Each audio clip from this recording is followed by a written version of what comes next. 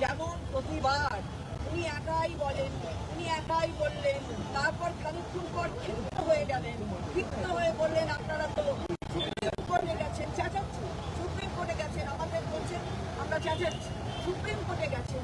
তারপরে সুপ্রিম কোর্টে যখন সব কিছু আছে আর তো কিছু বলার নেই, অন্য জায়গায় সব ঠিকঠাক হয়ে গেছে, আপনারা সুপ্রিম কোর্টে গেছেন। সুপ্রিম কোর্টে যাওয়াটা কি অন্যায় হয়েছে নাকি? আমাদের রাইট আছে সুপ্রিম কোর্টে যাওয়ার, তার জন্য আমরা গেছি। আমি একজন মহিলা, আমাকে বলছে ডোন্ট শাউট। আমি বললাম কিভাবে বলছেন আপনি? তার মানে তো বোঝা যাচ্ছে যে মহিলাদের প্রতি শ্রদ্ধাটা নেই, তার জন্য মহিলাদের কেটে দিচ্ছেন এখানে।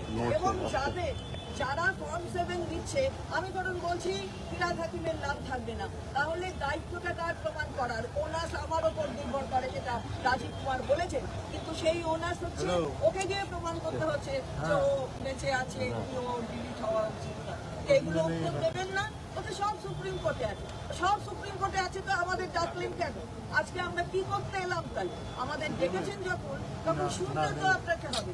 এই কথাগুলো আমরা বলে এলাম, আমাদের কথা শুনতে রাজি নন। সুপ্রিম কোর্টে গেছি তো বেশ করেছি, গেছি, যাবো না কেন?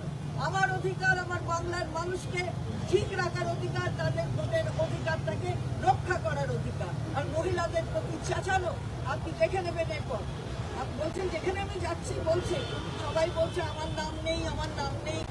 কেন নাম নেই? তারা বলছে কেন?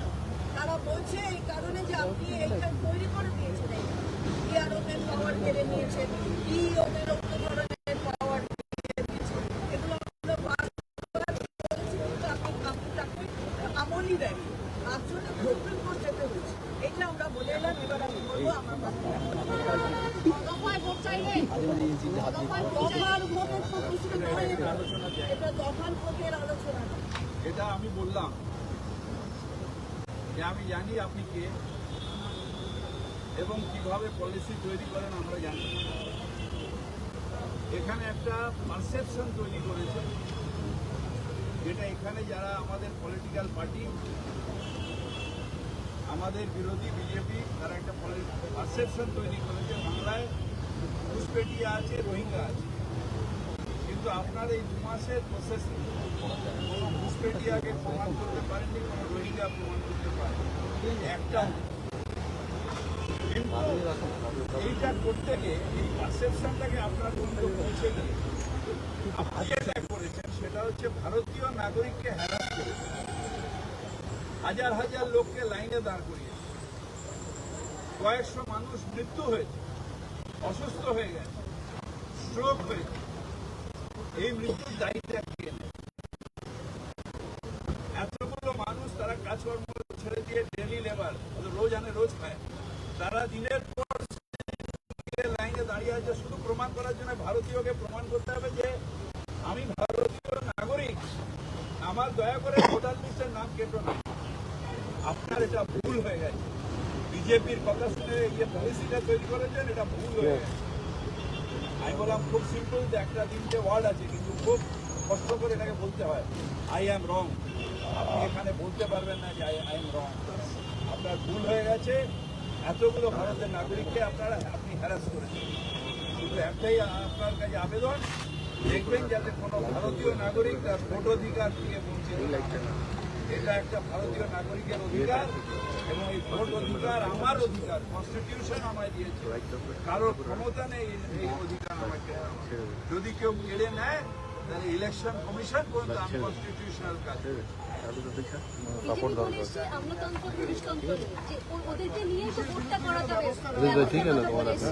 শোনেন, বিজেপির পায়ের তলায় মাটি নেই। ওই ভুল পারসেপশনের জন্য রোহিঙ্গা ঘুষপেটিয়া করে আজকে বাংলার সর্বনাশ করে দিয়েছে। বাংলার নিরীহ মানুষকে ভোটার লাইনে দাঁড় করিয়ে দিয়েছে। নিরীহ মানুষরা যারা স্ট্রোকে মারা গেছে, তারা ওদের জন্য মারা গেছে। এত মানুষকে মারা গেছে। আজকে এক একটা কনস্টিটিউয়েন্সিতে, মুর্শিদাবাদের 3টে কনস্টিটিউয়েন্সিতে 1 লক্ষ মানুষকে অ্যাডজুডিকেশনে ফেলে দিয়েছে। এই যে অন্যায়গুলো করছে, এই যে পাপগুলো করছে, আমি ভারতের নাগরিক, আমাকে ছটফট করতে হবে যে আমি ভারতীয়, আমাকে ভোটের অধিকার কেড়ো না। এটা কে? কেন বিজেপি অধিকার কে দিয়েছে? আরে সুপ্রিম কোর্টে যাবো, আমি ভারতের নাগরিক, আমার অধিকার আছে কোর্টে যাবো। তুমি অন্যায় করবে, তুমি ভুল ভোটার কেটে দেবে, আর সুপ্রিম কোর্টে যাওয়ার আগে কতবার আপনার কাছে ডেলিগেশন গেছে।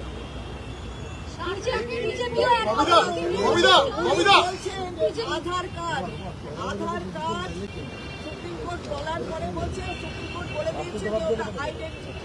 তা আপনি তো আইডেন্টিটি দেখবেন, আপনি কে মশাই যে সিটিজেনশিপটা আপনি দেখবেন যে কে সিটিজেন কে সিটিজেন না, ভারতীয় নাগরিক। তা আপনি কি, আপনাকে ফাইন দিয়েছে আইডেন্টিটি আছে, আমি আমার আইডেন্টিটি, তাই সেটাই তো বলেছে, সেটাই তো বলে দেয় আধারের আইনও তাই বলে দেয়। তা আপনি কি আমাদের বলে দেবেন আপনি নাগরিক, আমি নাগরিক নাকি ববি হাকিম ফিরাজ হাকিম নাগরিক?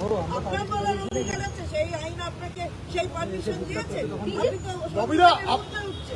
ববিদা, আপনাদের আগে অন্যান্য রাজনৈতিক দলগুলো একটা বিষয় বলেছে যে তারা 1 থেকে 2 দফা, এর আগে প্রত্যেকটা রাজনৈতিক দল তারা বলেছে 1 থেকে 2 দফা ভোট করলে চলবে। আপনাদের নির্দিষ্ট কোনো দাবি আছে? আমাদের মানুষের কথা আমরা মানুষের কথা, ভারতীয় হয়ে আমাকে ভোট অধিকার দিতে হবে। বৈধ ভোটার আমি ভারতীয়, আমার ভোট অধিকার আছে। বিজেপি কি বলেছে তাই নিয়ে আমাদের বিজেপির বক্তব্য জবাব দেওয়া না, ওরা বিজেপি না, সবকটা রাজনৈতিক দল বলছে যে সুপ্রিম কোর্টে রয়েছে, অর্থাৎ একই কথা বলছে। একই কথা তো বলবে, আরে ওরা ECI আর ECI বললো, একই কথা তো বলবে।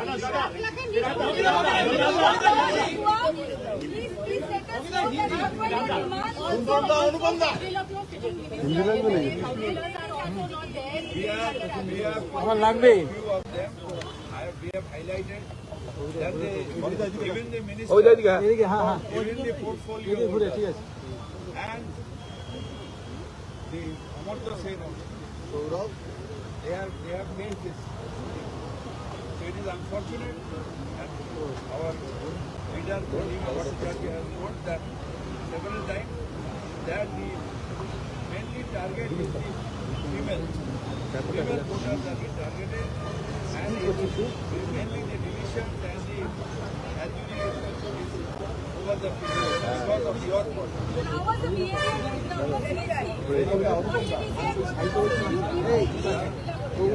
has told me don't shout. He had not gone there to shout. We were not shouting, we were begging. We were humbly stepping out whatever bonds we had.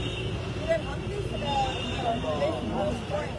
And at the outset we said that we have trust on you. But we find that that trust is not being to be proved. That is why we have come here. So I am a woman, I am a Mahila. You tell me not to shout. How can you do so? This is what your actually nature is. That is what you are targeting the Mahilas in the voter list.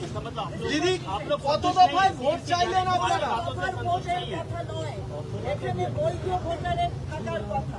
কত দফা যারা ওদের নাচাচ্ছে বলছে তাদের সুযোগ নেচে ওরা কত দফায় দেবে সেটা ওরা। মানে আপনারা 1 দফায় ভোট হলেও রাজি? আমরা বৈধ ভোটারকে চাই, আমাদের Voters should vote. Voter should তাকে ভোট। দেবে। satisfied with the meeting that you had with the